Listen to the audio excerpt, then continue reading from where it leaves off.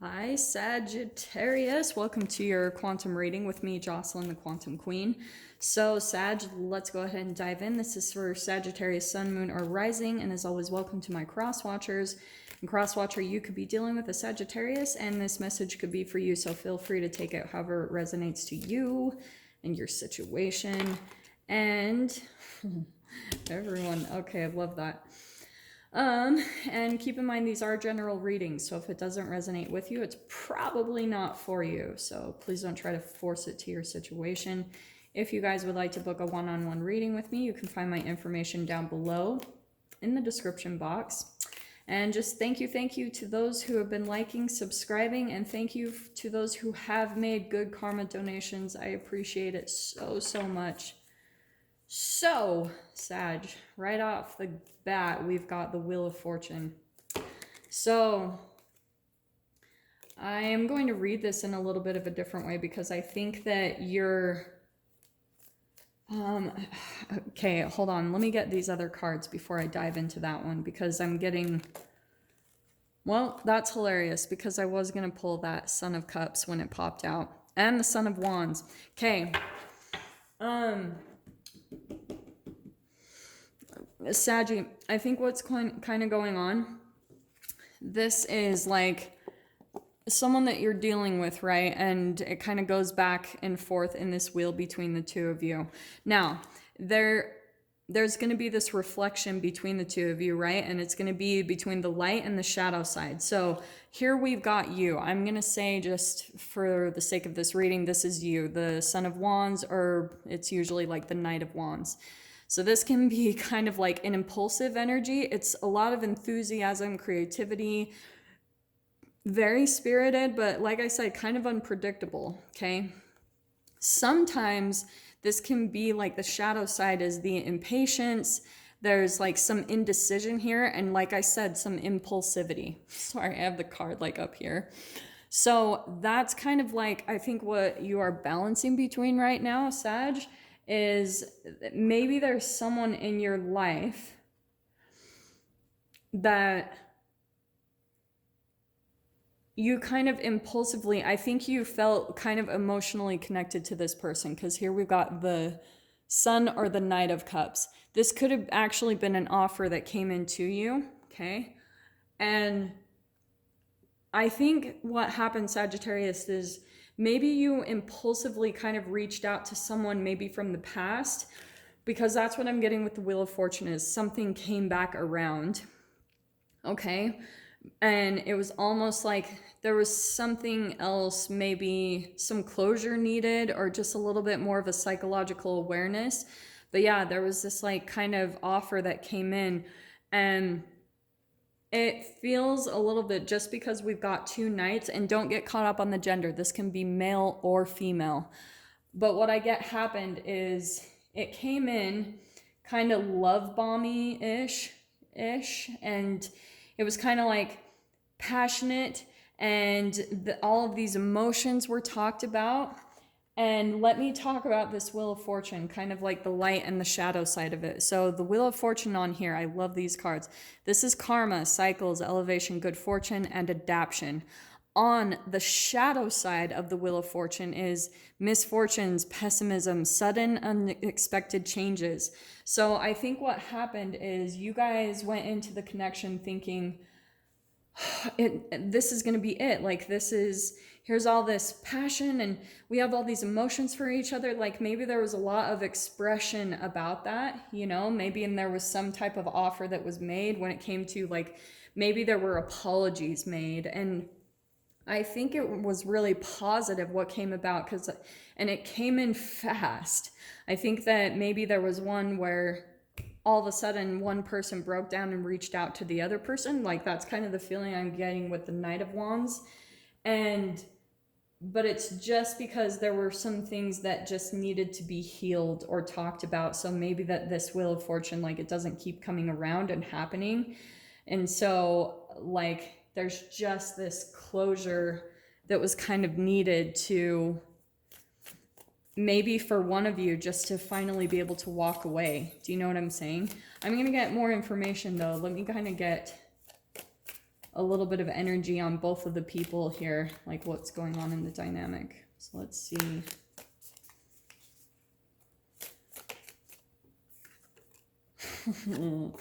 Okay, we've got the hyena. All right. Now, I think what happened is, oh, Sag. Okay, this is perfect. What was I talking about with each of these cards? And look how we've got the moon that has the shadow and the light.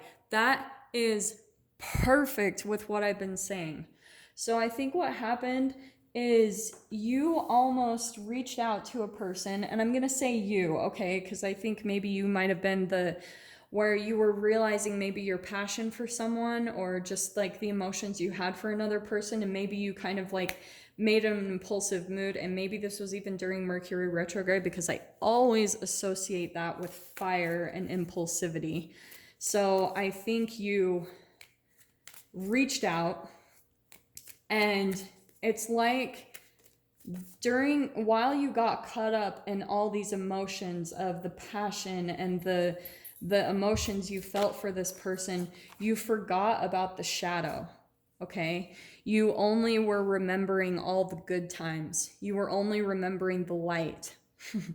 And that's why I think what's happened is you reached out, the connection happened, maybe there was this tiny little bit of phase of like, oh, reconnecting on the passion and the emotions, and it felt like really good again, and you got a little bit of like that dopamine release, you know, just feeling like, oh my gosh, this feels so good. And then boom, the shadow comes right back up again. It's like you start to see this combination right here is very much like a Jekyll Hyde thing. Now, the reason why we don't always remember the shadow is because, right, like it's not, if you're not in that vibration, Sag, like if you've been moving on from this person and healing and doing pretty good, and you're raising your vibration, when you think back onto that person, you're going to remember all the good, okay?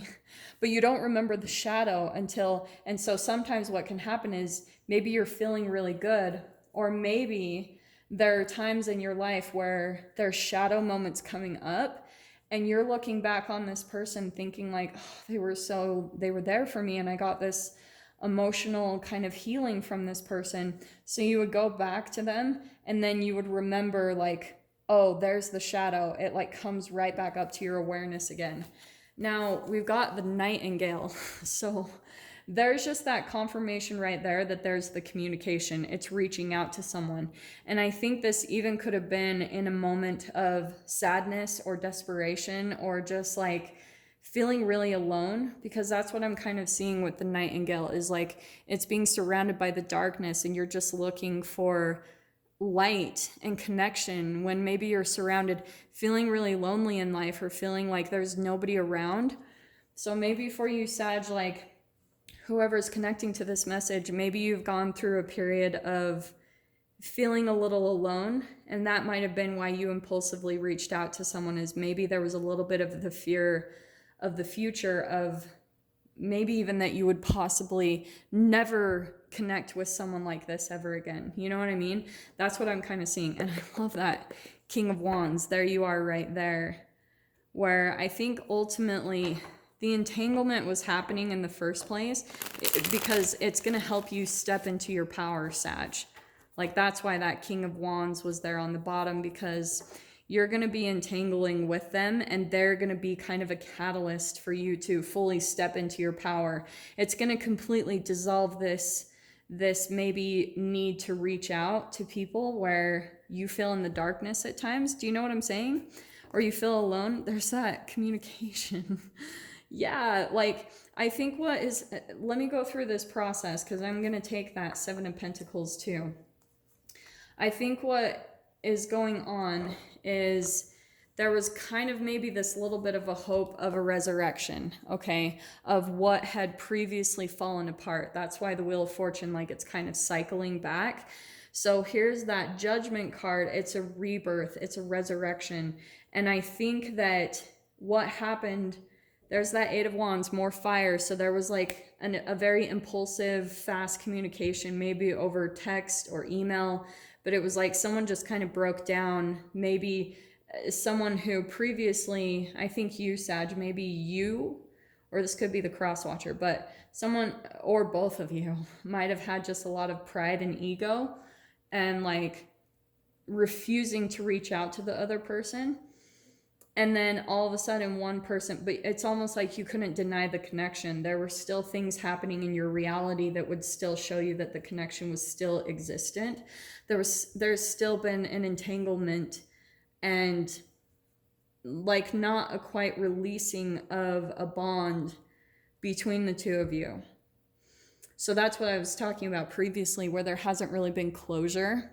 That's why there was kind of this need of like, I just need to know, you know what I mean? And it's like a breaking down and communicating. So the Seven of Pentacles, I think that maybe you guys were talking about steps, like steps that you guys could make toward each other with this communication, whoever this happened with. But it was like, how can we make this work? How can we bring this back to life? How can we make this work? And I think for a period of time with this Sun card, it felt really positive. And it's like, oh my gosh, like it might work out now. Like things are really going well. Maybe you guys are finally both at a point of time in your life. And that's what I'm kind of seeing with this Wheel of Fortune is that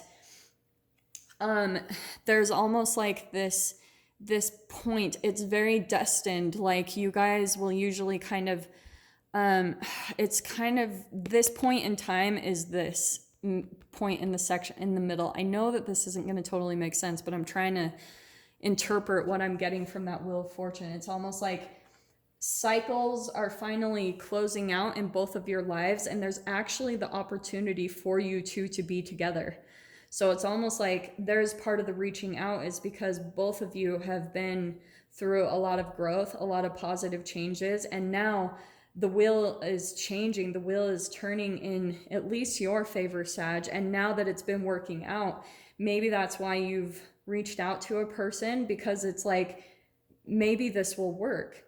And so there was all this positivity, but then here's this Tower card. I think because of the shadow that came out, there were some things previously from the past that came out, the triggering. And so for some of you, it might have even turned into another disconnection, okay?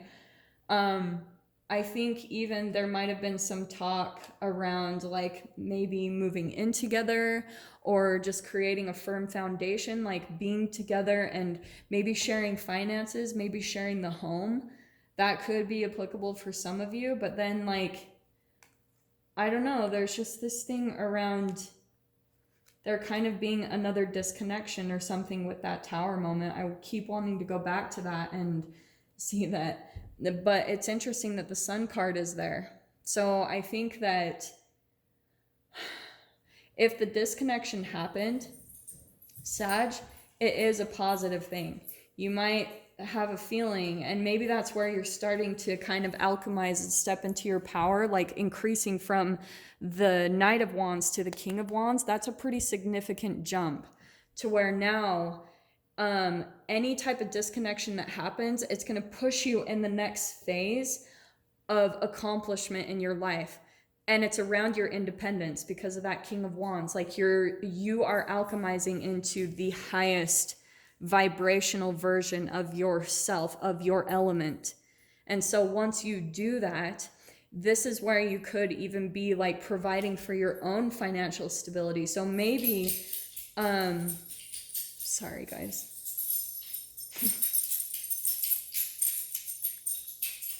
Dude. So, that's why it happened, because there's another phase that you're going to be rising up into, okay? So for some of you, yes, like you were in a phase where things were going really well for you, and the disconnection almost needed to happen with this person because it's going to push you in the direction that you want to be in. And for some of you, this could even be another connection that comes in where you actually have this stability, okay? This is happiness in the home. This could even be, this is popping out to me for some of you, but like it could be a career upgrade or a house upgrade, just with that combination right there. It's where you're moving up in life, Sag. It's like you're coming into like a lot of financial abundance, stability. Things are just working out in your favor. I mean, boom, with the Judgment, all of this, and the Seven of Pentacles, making steps towards each other. But more than anything, it's where all the seeds you've been planting, they are starting to come to fruition right now. Like they are starting to manifest. And so any other kind of remaining things that are falling away in your life with that Tower moment, that can be kind of unexpected things that just like out of nowhere drop away. And it's because the shadow is no longer a match to what you've vibrated to, Sag.